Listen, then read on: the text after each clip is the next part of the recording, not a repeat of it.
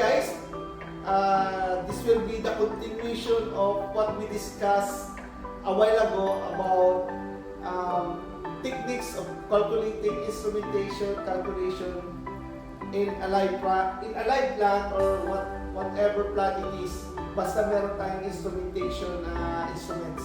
So marami nagtatanong, what is instrumentation? Instrumentation is a field of study and work centering of measurements like pressure transmitter, level transmitter, flow transmitter, temperature transmitter, and it is depends on the range value na ma-encounter natin sa field. So ang topic natin is to calculate the negative value, kasi yung unang episode natin, that is a positive value. So what if na-encounter natin ang negative value pero wala tayong hawak na formula? So ito guys, tuturo ko ulit. It is the same thing sa positive value. So ang range value natin is negative 150 degrees Celsius. It means temperature transmitted up to 800 degrees Celsius. So ang tanong, what is the analog signal of the process variable 300 degrees Celsius? So, calculate natin guys. So, ang unang procedure is calculate the span. So, anong span natin? So, magiging positive value yan. So, magiging 950 kasi 800 minus negative. So, ganyan yan siya guys ha. Bakit naging positive value siya? So, 800 URB. So, this is your URB minus LRB. 800 minus negative 150. So, magiging positive yan equals to 950. So, yan yung span mo. Doon naman sa ating milliampere, sa milliampere span, the same thing, URB minus LRB. So, 20 milliampere minus 4 milliampere equals to 16 milliampere. Okay, let's calculate. So, hinahanap natin is 300 degrees Celsius. So, ganito lang guys kung meron tayong negative value. So, process variable, again, in the left side. So, nandito yung aking negative value. Ito yung negative 150 degree Celsius. At ito yung ating actual value na process variable na 300 degrees Celsius. Of course, sa ibaba ng ating quadrant is the span of the process variable. So, ito yung ating 950 and at ang span na milliampere na 16 milliampere plus 4. So, ito yung hinahanap natin guys. So, how to calculate? So, first, calculate muna natin yung area dito sa ating sa quadrant natin para makuha natin kung ano yung i-derive natin sa 16 milliampere. Kasi negative 150 ka, may value. Kung wala kang, kung yan ay positive, direct mo na kagad na i-cross multiply. So, ganito gagawin natin is negative 150, 300 degrees Celsius minus negative 150. Negative 150. Yan. So, times siya 16 milliampere over 950 degrees Celsius plus 4. So, kukunin muna natin yung 300 minus 450. Positive na siya. Times 16 milliampere over 950 degrees Celsius ito ay degree Celsius. So cancel na ang ating degree Celsius. Plus or milliampere. So equals to, ilan guys? Yan ay 11.58 milliampere. So yan ang calculation natin guys. Ngayon, pabaliktad naman ang gagawin natin. For example, meron tayong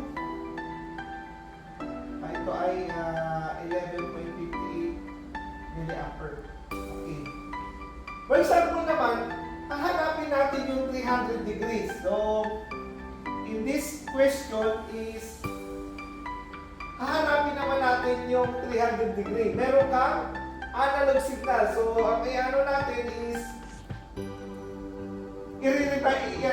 i-reverse natin yung question. So, ang question ngayon, number 2 is what is the analog signal? What is the process variable of the analog signal 11.58 milliampere. So guys, i-check nyo ulit ko 11.58 milliampere.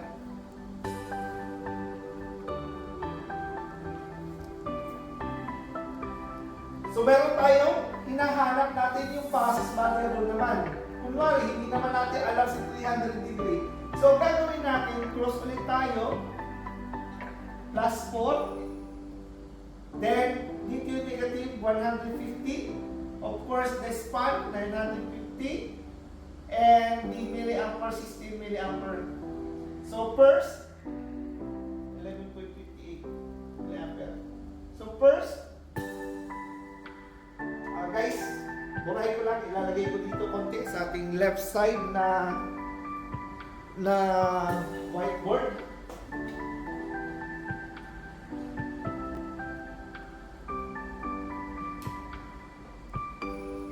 So dito tayo, ito yung negative 150, 11.58 as per the question, milliampere, plus 4, span, 16 milliampere. Ito yung hinahanap natin, yung process variable.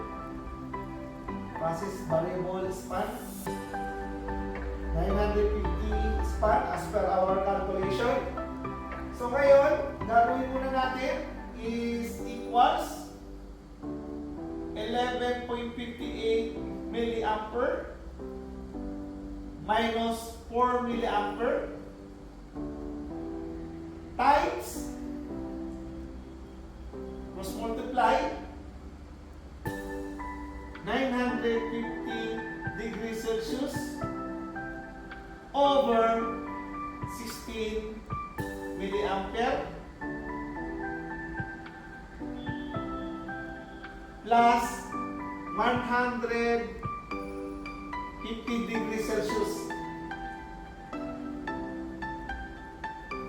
plus negative 150 degrees Celsius. Ano natin, ilagay natin sa loob ng negative 150 degrees Celsius. So, ilan to? 1158 minus 4 milliampere is 7.58 milliampere times 950 degrees Celsius over 16 milliampere plus negative 150 degree Celsius. So cross out na natin yung milliampere equals to, calculate natin guys. So ang labas dito is yung 450 degrees Celsius minus plus negative 150. So ang sagot natin is 300 degrees Celsius. So nag-back lang tayo. Chinik natin kung tama ba yung ating calculation. So yan guys yung ating formula. So quadrant lang kayo guys, kung sino yung wala, siya yung dividend mo. Kung sino yung wala, siya yung dividend mo. At meron tayong procedure sa positive tsaka negative value. Para at least malimutan nyo yung formula na nasa field na kayo, at least maalala nyo na may quadrant na tinuro si Trilogics PLC sa inyo. So, any question po sa side nyo, please let me know. Just message me in my YouTube channel at willing po akong tulungan kayo. Basta free lang po ako kasi minsan busy din ako sa trabaho at teaching. So, ang gagawin naman natin is yung traditional na pamamaraan. So, ituturo ko naman sa iyo yung traditional na pamamaraan in a negative value. So, tingnan natin guys. Ganito lang yung pagkukuha ng 420 mA. So, ipa-plug ko rin sa in the upper side ng aking video yung full calculation or in the last part ng aking video kung paano siya kinalculate. From that calculation quadrant, you can create your own formula. So, ang kukunin natin is the range value of negative 150 to 800. Ang sagot pala dito guys is 11.58 mA, right? So, titingnan natin kung tama yung ating process variable na yung milliampere. So, ito yung ating graphing. So, ito yung ating 4 milliampere, 20 milliampere. So, ito yung ating 16, 12, and 8 milliampere. So, ito naman ang ating negative 150 degrees Celsius. So, ito yung 800 degrees Celsius. So, ang ating span ay 950. So, kukunin natin into 4. 1, 2, 3, 4. Divide to 4 kasi meron na tayong 4 milliampere. So, 950 divide 4. So, ilan guys?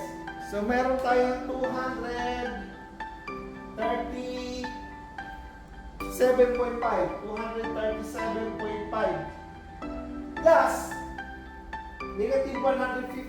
So guys, 237.5 minus negative 1 plus negative 150 is equals to 87.5.